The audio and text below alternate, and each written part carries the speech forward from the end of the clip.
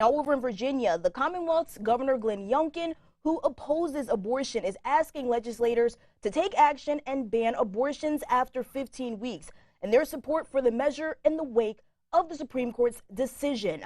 And WDVM's Max Marcilla joins us live. Now, Max, are there still some hurdles that legislation would have to face if this happens?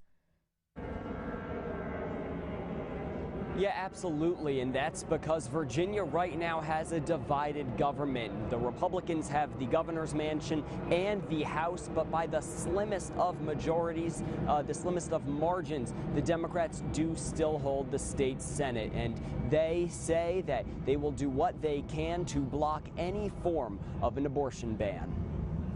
When I'm governor and I have a majority in the House, we can start going on offense. It's been a theme since Governor Glenn Youngkin's campaign, and now another chance for Youngkin and House Republicans to go on the offensive. We'll start with these practices that I think are the most egregious and see if we can build some consensus around changing them. The governor's proposal would ban all abortions after 15 weeks, a measure Youngkin is asking 4 anti-abortion Republicans to draft.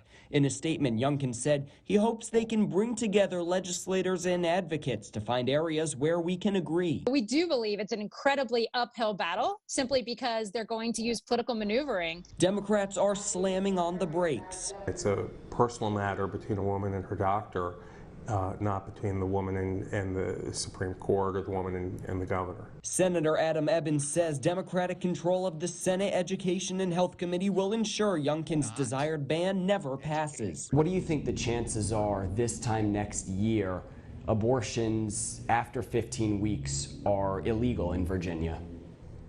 I don't think that's going to happen next year. We do not want to go backwards. We want to do all that we can to protect the women's rights. And tonight, the chair of that powerful committee, Luis Lucas, is doubling down. It is DOA, dead on arrival, because it will not happen. I will not allow Virginia to be turned back.